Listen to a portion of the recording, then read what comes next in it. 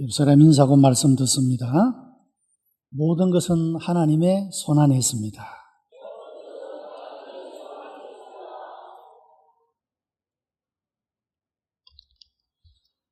우리의 생과 사도, 복과 화도, 비가 오고 안 오는 것도, 경제가 풀어지고 막히는 것도 다 하나님의 손안에 있는 줄로 믿습니다.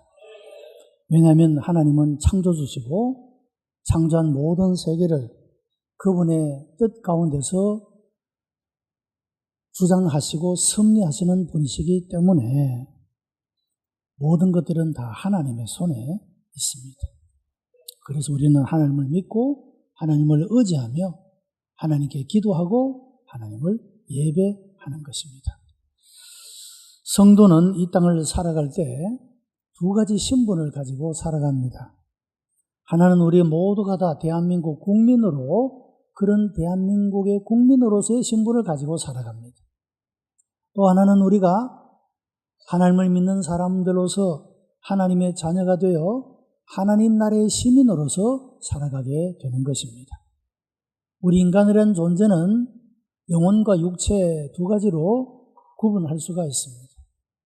그런데 우리가 실제적인 생활 속에서는 어떤 것이 영적인 것이고 어떤 것이 육적인 것인가를 구분하기가 쉽지 않습니다. 우리 어떤 생활 속에서는 이 두 가지가 혼합되어져서 나타나기 때문에 그렇습니다.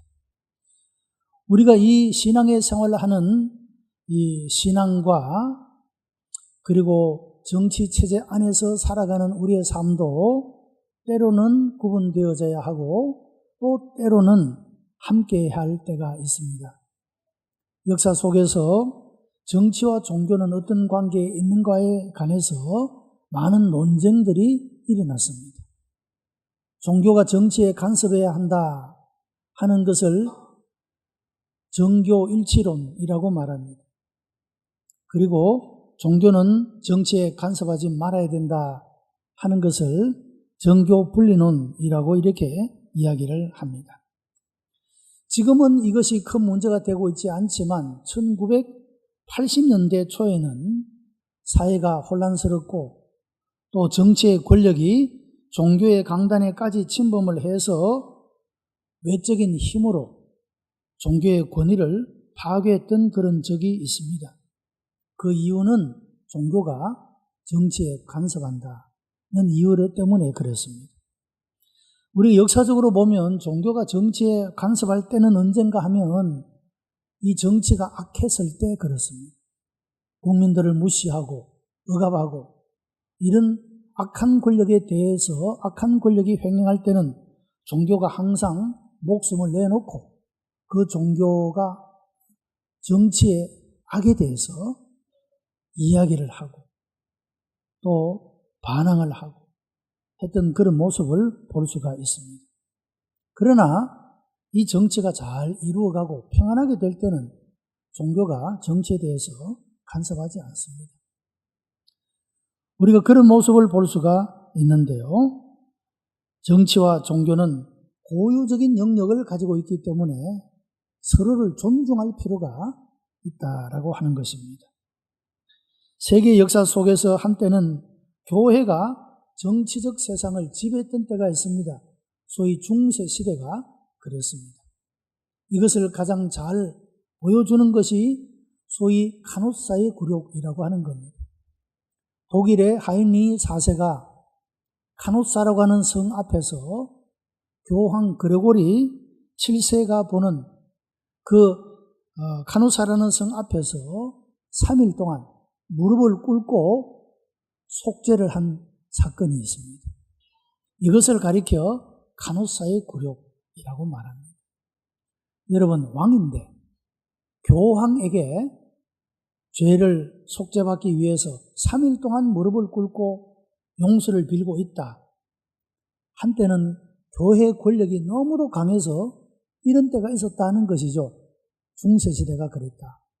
그런데 교회가 이런 세속적 권력을 잡고 좌지우지 하다 보니 교회가 교회로서의 아이덴티티, 이 정체성을 잃어버리게 되고 교회가 고유적으로 지녀야 할 본질적인 거룩성을 그만 잃어버리고 말았다고 하는 겁니다. 그래서 이 중세 교회는 역사 속에서도 가장 타락한 교회로 그렇게 평가되고 있는 모습을 보게 됩니다. 권력을 가졌기에 종교와 정치의 영역을 제대로 구분하지 못하고 구별되지 못하고 살았기 때문에 그래서 오히려 교회가 힘을 가지면서 세속화되고 부패하고 타락하게 되어지는 그런 모습을 볼 수가 있다고 하는 것입니다. 성도는 세상 사람들과 구분되는 목적과 사고방식을 가지고 살아야 합니다. 교회 안에서 진리의 문제가 아닌 사소한 감정과 기분의 문제들로 분쟁하는 일은 성도답지 못한 유치한 일이라고 할 수가 있습니다. 성도의 정체성을 유지하지 못하면 그 신앙은 역시 죽은 것이 되고 마는 것입니다. 교회나 성도의 정체성을 지켜나가는 것, 이것이 정치와 종교의 구분, 불신과 신앙의 구분을 확실하게 하는 것이라고 말할 수가 있는 것입니다. 하나님은 우리가 이 땅에서 살아갈 때 질서 있게 살아가도록 하기 위하여 하나님께서는 교회라는 질서와 국가 혹은 정부라는 질서를 우리에게 허락해 주셨다고 하는 것입니다.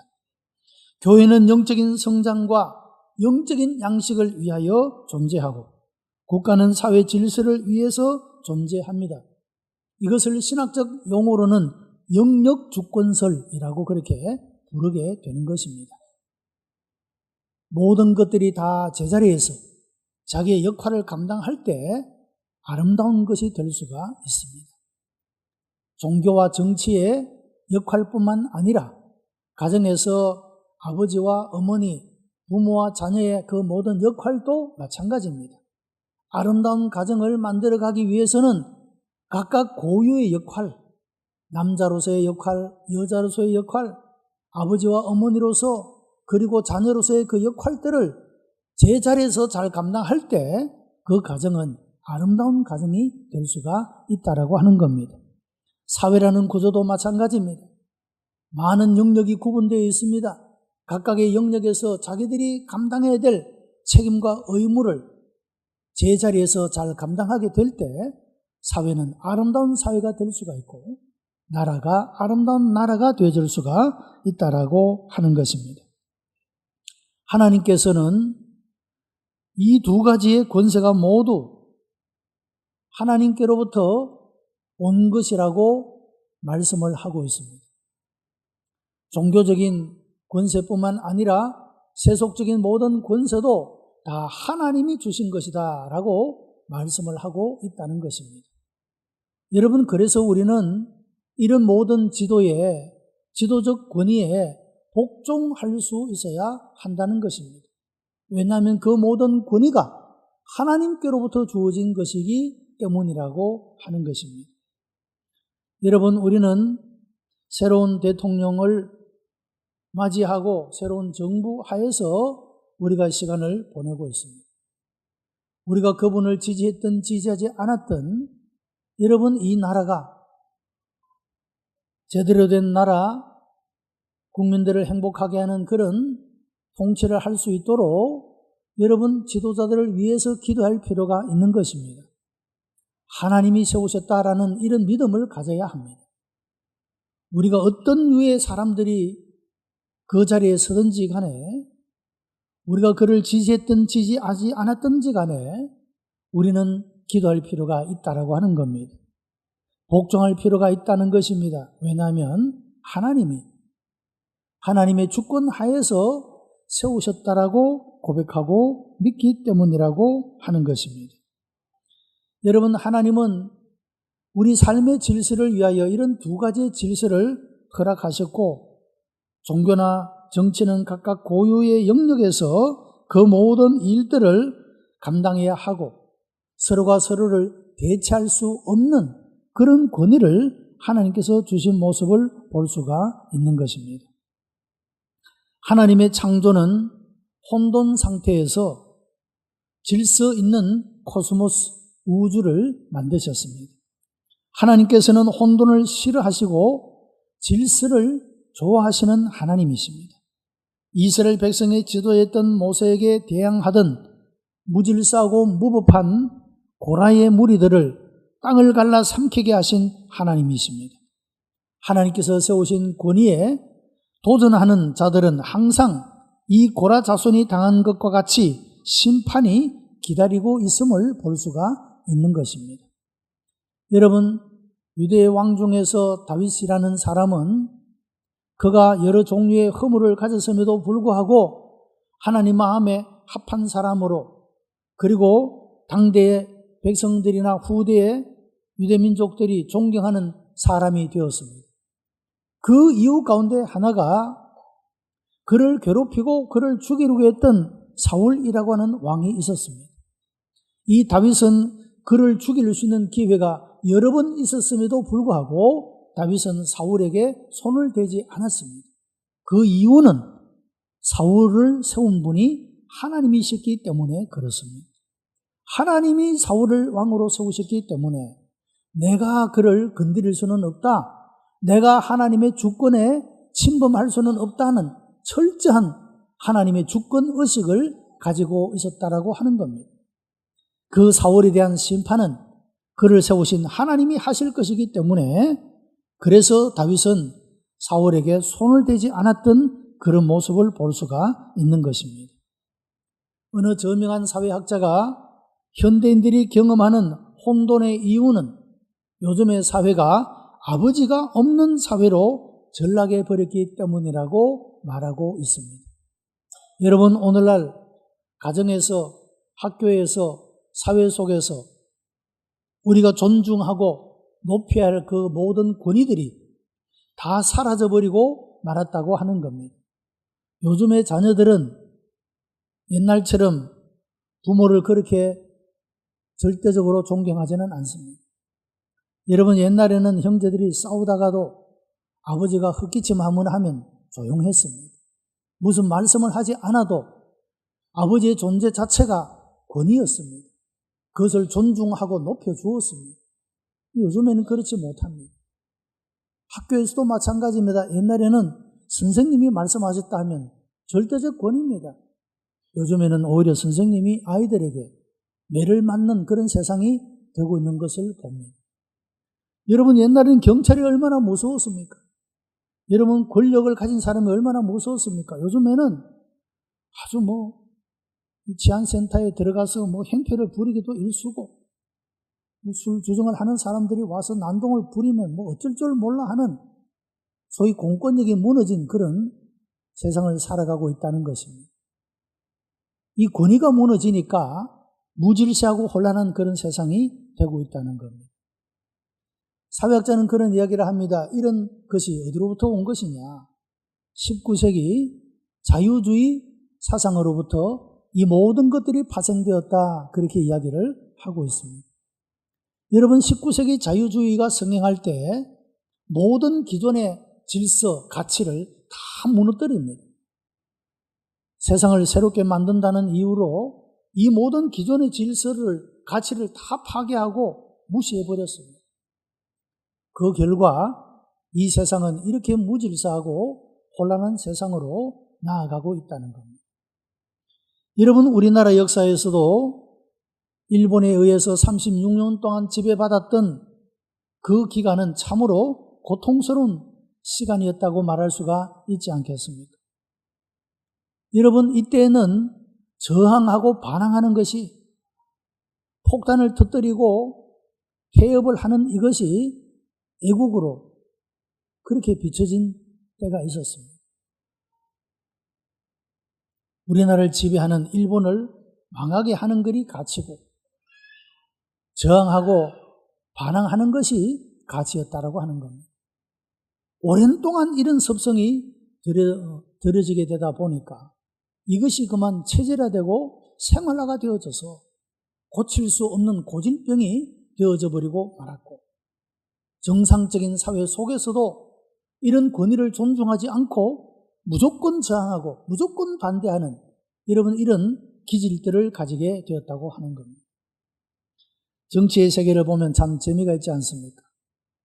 어제의 야당이 오늘의 여당이 되어져서 어제의 여당이 오늘의 야당이 되어지는 이런 참 모습들을 바라보면서 여러분 야당 때 그토록 열심으로 반대하고 안 된다고 했던 그 사람들이 여당이 되고 나서는 좀 봐줘야 되지 않느냐라고, 협조해야 되지 않느냐라고 그렇게 말하는 모습을 봅니다. 여당이었던 야당도, 야당이었던 여당도 다 마찬가지라고 하는 거죠.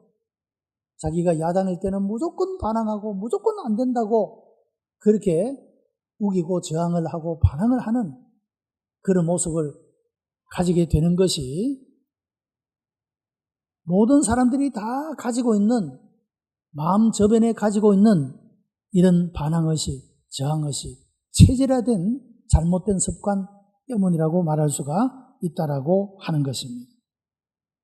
여러분 어떤 교회가 좋은 교회요? 아름다운 교회요? 부흥하는 교회입니까? 하나님이 말씀하시면 그 말씀에 대해서는 무조건 아멘하는 교회가 좋은 교회인 줄로 믿습니다. 하나님의 말씀에 대해서조차도 사람들이 오랫동안 반항이, 저항이, 불신앙이 체질화되어지다 보니까 심지어 하나님의 교회 안에서도 반항하고 저항하고 불신앙하는 여러분 이런 것들이 자연스럽게 되어질 수가 있다라고 하는 것입니다.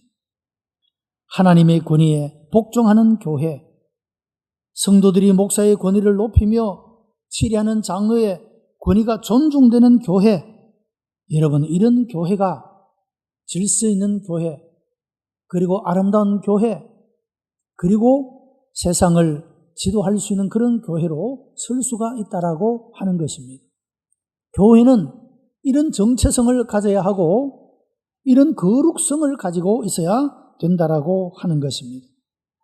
오늘 말씀이 주는 교훈은 성경은 모든 권세에 순종하라고 명령하고 있습니다. 하나님이 주신 권위에 진심으로 존경해 드리는 것이 하나님의 뜻입니다. 기도하고 순종하는 것이 성도가 행할 도리라고 하는 것입니다. 여러분 나이 드신 분이나 세상의 아픔을 많이 경험한 분들의 말씀을 들어보면 여러 가지 교훈과 유익한 그런 것들을 발견하게 됩니다. 이전에 나타난 여러 가지 시행착오를 겪지 않고 지혜롭게 처신할 수 있는 축적된 경험들을 가지고 있기 때문이라고 하는 것입니다. 여러분 사람들은 인생을 살아오면서 많은 후회를 합니다. 내가 그때 그런 결정을 하지 말았어야 했는데 잘못된 결정을 하고 나서 지나놓고 후회하는 그런 많은 사람들의 모습을 보게 됩니다. 왜 그렇습니까? 사람들이 역사를 통해서 배우지 않기 때문에 그렇습니다. 앞선 실패를 경험한 사람들의 이야기를 존중하지 않고 듣지 않았기 때문에 그렇다고 하는 것이죠. 내가 후회하는 그 일들이 이미 시대를 살아오면서 많은 사람들이 후회했던 일입니다. 그때는 내가 이런 결정을 하지 않았어야 했는데 이미 지나간 것 돌이킬 수는 없고 그러나 다음의 세대에게는 충고해 줄 수 있는 겁니다. 내가 이렇게 살아서 잘못되었다. 이렇게 살아서는 안 된다라는 말을 그 충고를 들을 수 있다고 한다면 우리는 역사 속에서 반복되어 나타나는 이런 실수와 후회를 하지 않고 우리의 많은 실수들을 줄이며 살아갈 수가 있게 된다라고 하는 것입니다. 여러분 이렇게 구체적인 우리의 삶 속에서도 권위를 존중하는 일, 참으로 그것은 우리의 삶을 유익하게 하고 아름답게 만드는 그런 일이 되어질 수가 있다라고 하는 것입니다. 그래서 성경은 모든 권세는 하나님이 주신 것이니 그 권세에 복종하라고 말씀하고 있는 것입니다. 교회의 리더십을 잘 따르는 태도도 역시 매우 중요하다 말할 수가 있습니다. 종교개혁자들은 종교개혁 이후에 참된 교회의 표지를 세 가지로 이야기를 했습니다. 첫 번째는 하나님의 말씀이 선포되는 것이고, 두 번째는 성례전이 집행되는 것이고, 세 번째는 권징이 시행되는 것이라고 말씀을 하고 있습니다. 여러분, 권징이라는 말은 누구나 다 듣기 좋은 소리가 아닙니다. 내 잘못을 책망하고 내 잘못을 징계하는 일은 누구에게나 즐거운 경험은 될 수가 없을 것입니다. 그러나 여러분, 이 권징의 목적이 무엇입니까? 그것은 바로 잘못된 삶을 고치고 돌이켜서 구원을 잃어버리지 않고 하나님의 복을 받는 사람으로 살아갈 수 있도록 세우기 위함이라고 하는 것입니다. 제가 울릉도에 목회하게 될 때 울릉도 선교 90주년 그 역사를 편찬한 일이 있습니다.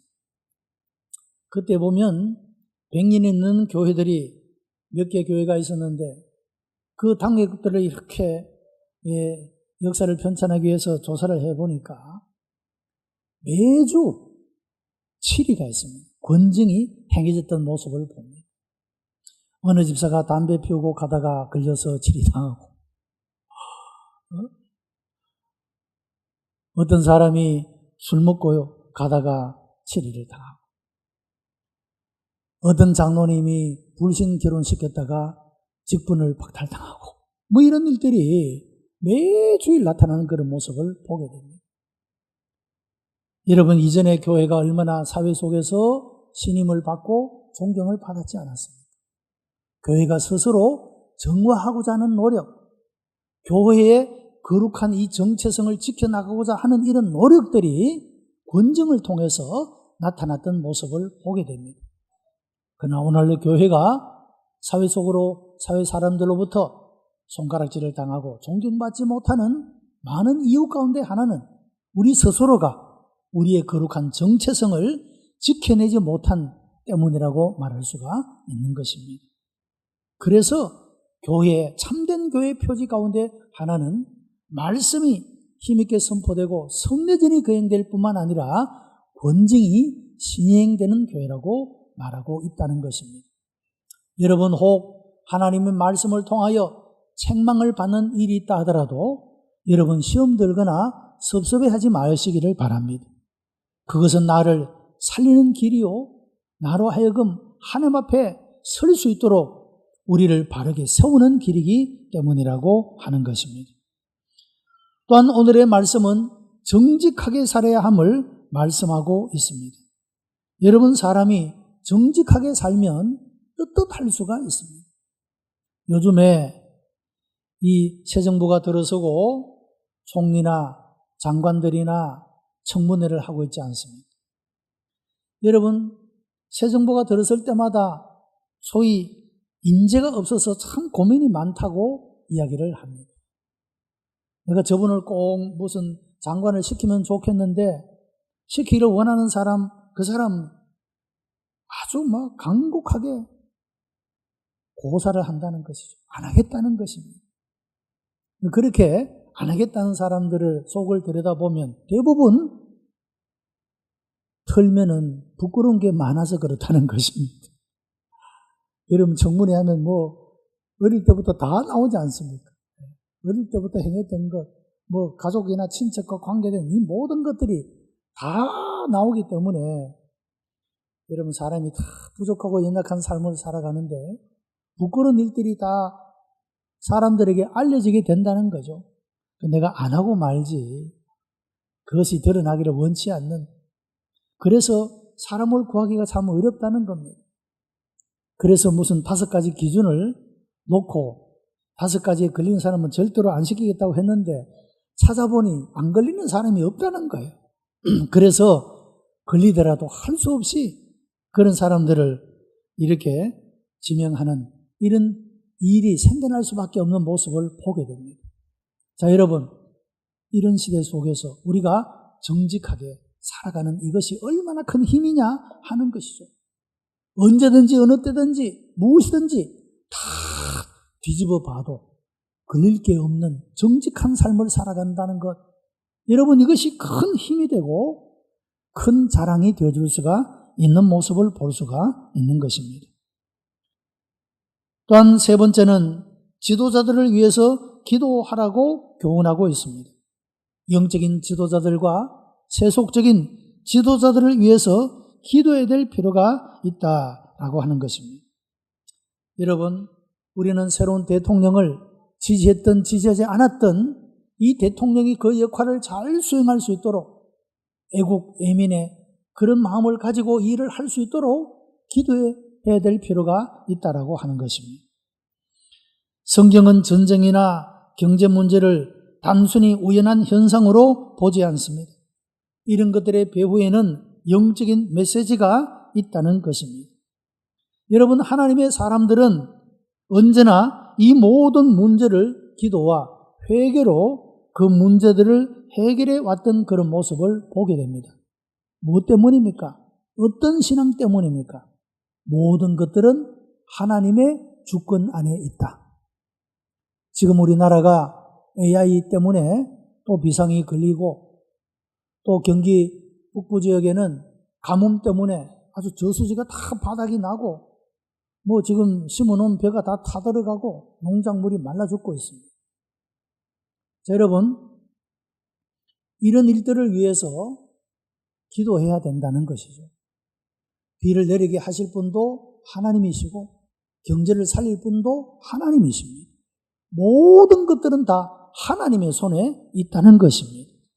여러분, 그래서 우리가 지도자들을 위해서 기도하고 우리가 또한 정직하게 살고 우리가 이 땅 가운데 살아가게 될 때 항상 교회의 거룩성, 이 정체성을 가지고 살아가야 된다라고 하는 것입니다. 우리 모든 성도들이 하나님이 주인이시고 하나님의 주권 안에 순종하면서 하나님 앞에 정직하게 살고 기도하고 전도하면서 이 땅에서 하나님의 뜻을 이루어 나가는 그 하나님의 주권에 복종하는 이런 아름다운 열매가 가득한 삶을 살아가는 하나님의 사람들이 다 되시기를 주님의 이름으로 축복합니다. 기도하십시다. 은혜가 풍성한 하나님 감사합니다. 우리를 사랑하시어 하나님의 자녀를 삼으시고 우리로 하여금 제사장을 삼으시고 이 나라와 이 민족을 위하여 기도로 하나님 앞에 나아올 수 있도록 인도하여 주신 것을 감사하옵나이다. 모든 것들은 하나님의 손에 있사오니 하나님의 주권을 아버지 하나님 믿사오니 하나님께서 이 나라 이 민족을 불쌍히 여기시고 긍휼히 여기시며 하나님의 자비와 긍휼과 은총을 베풀어 주시옵시고 이 모든 일들 하나님의 백성들이 하나님을 향하여 부르짖고 간절하게 기도할 때 응답하여 주심으로 이 모든 일들을 나타내 주시옵소서. 구주 예수 그리스도의 이름으로 기도드리옵나이다. 아멘.